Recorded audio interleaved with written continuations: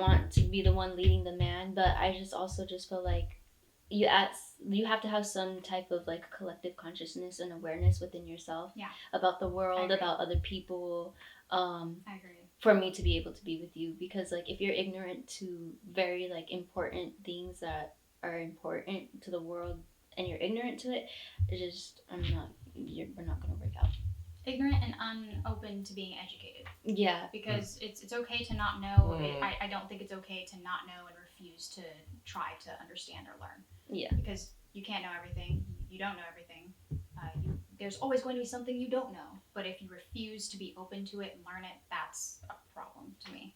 Wow. And kind of like how you guys were saying earlier, someone who's not motivated or doesn't have goals for themselves, it's really hard for someone who doesn't have goals for themselves to push you as like a significant other. If they don't have goals for themselves, they don't have wants for themselves, how are they going to motivate you? They can't even motivate themselves. Yeah. That's really difficult. And it's like you got to walk the thin line between I want to motivate them so that they can eventually motivate me, and actually leading them and actually being their parent. And it can go both ways, man and woman. Right. I feel like that kind of reminds me of like in any relationship, there's like a give and take. Yeah. And like both of y'all should be like giving. It shouldn't be that somebody's taking all the time and somebody's giving. Like it should be like 50-50. Yeah, I agree. I feel like sometimes it can be 80-20, and sometimes it flips the other way. And that's okay, because life is life, and sometimes one person is going to be going down more than the other and having a hard time. The other person kind of picks up the slack, but it can't stay. Exactly. Yeah. That's the thing with relationship. A lot of people get comfortable. Yeah. For example, guys, a lot of guys get comfortable. They stop leading their woman. Right. They stop trying. This is why I say to people all the time, I feel like with our generation, it's like there's even the week long that you meet someone and they're brand new and it's super exciting and like, oh my God, we're going to be together forever. Right. And I had to do this for myself when I was in high school, and I now say this to everyone that I know that's like, oh my God, I met him, he's so amazing, or I met her, she's so amazing. I'm like, give it a month. You can fake who you are, but and not in just like a month to fully be like, yeah, we're gonna be together forever, but give it a month for those feelings to kind of set in, because you can fake who you are for a few weeks. You can put up an act for a few weeks, but when people get comfortable, that fades. And then 2 weeks later, after you thought it was gonna be the person you were gonna be with forever, all of a sudden some true colors start showing, and it just kind of gets this comfort of, oh, well, this is kind of how I really am. I was just doing these little fluff things to keep things, right. Like, we just met each other. And that's natural for everyone. Like when you first meet someone, it's exciting and it's wonderful, right. And you're learning new things, but eventually there's this comfort level, and it either is a good comfort level where things kind of even out and we enjoy that comfort, or it's like this isn't really vibing the way I thought it was. Comfort level, and then you can decide accordingly. Now I haven't proposed to this person that I met a week ago and I thought it was going to be wonderful, and then all of a sudden I realized it's not exactly what I thought it was, and that's the instant gratification, right. Coming back into the scene, like that's why a lot of marriages they stop working out, because when they were dating they were like doing all of this, they were taking care of each other, and then they get married, they get comfortable. Yeah. Oh, what am I gonna do this for her? I'm not gonna do this for him anymore. So right? Go ahead. Sorry, I've been actually thinking of this question this whole time that we've been talking, and this just reminded me of it more. But my question for you guys is, what is your definition of dating? Because my definition of dating is a lot different than what other people's is. Yeah. So I want to hear, like, what is dating to you? This is great for our that's generation. A very good question. I think dating to me is literally just going on dates. It's not like we're official. I'm not going to say that you're my girlfriend, but I am going to say, yeah, we're dating right now. So dating to me is getting to know someone of the opposite or same opposite, just getting to know someone. That's it could be just anyone. It could be you go on a date, you get to know the person. That's pretty much it to me. Yeah. I'm interested because I presume dating was when you're like with someone, like girlfriend, boyfriend, like I am dating them.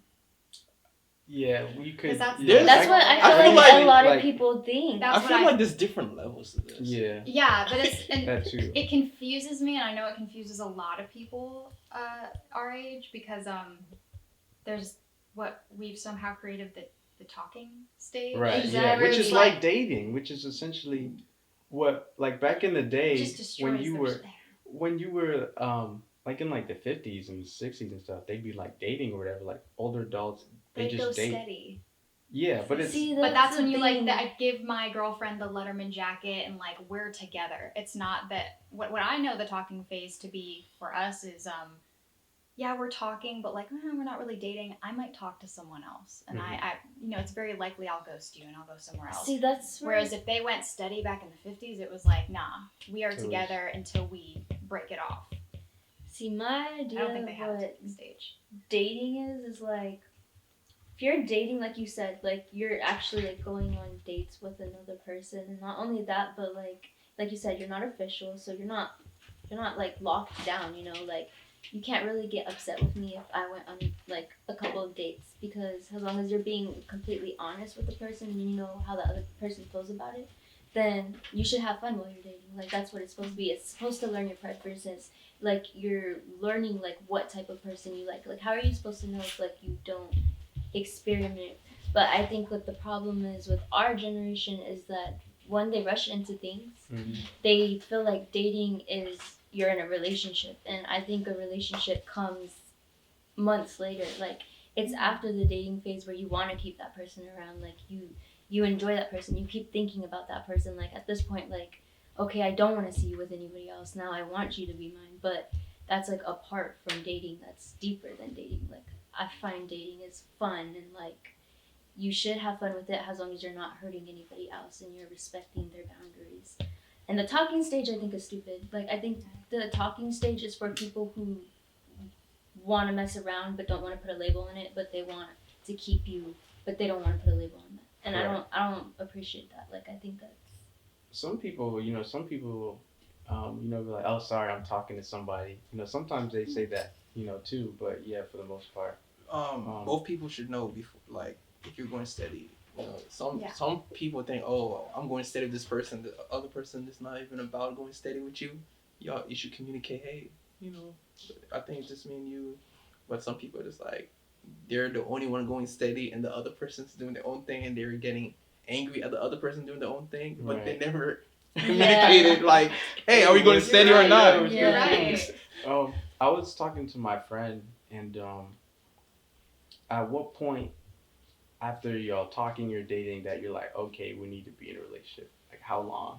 I was gonna ask the same thing, and he said it is the communication seems to be like the hardest thing, because I love the idea that it's fun to be dating, but how do I know when you're like?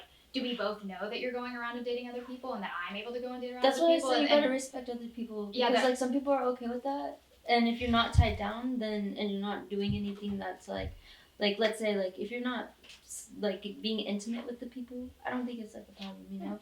Like if you're sleeping around, you should express that to somebody Right. else for many reasons. Mm-hmm. But yeah, I think it's okay to, because at the end of the day, when you're dating, that's your friend. You know, that's not your boyfriend, that's your friend. So I just have a hard time like figuring out how I trust someone and I trust their word for that, because it seems like that communication doesn't get conveyed between one person or another, or someone lies about it. yeah, people start Um, hiding things. Again, Yeah.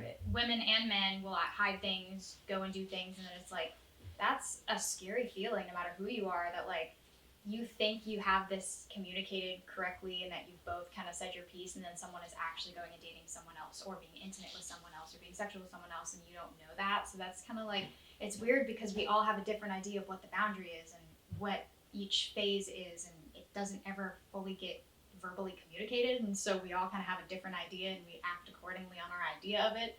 And so that's scary to me. I don't know about you guys. I find Scary. it just as important to be spending some time alone with yourself as to be with others. It's I feel like everything in moderation is beautiful.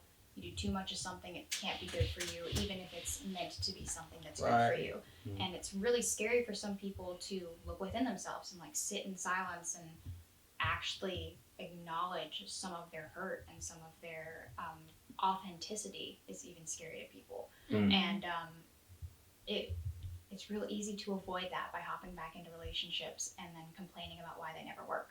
it's really easy to complain. It makes life, it's fun to blame other people. It's easy to blame other people.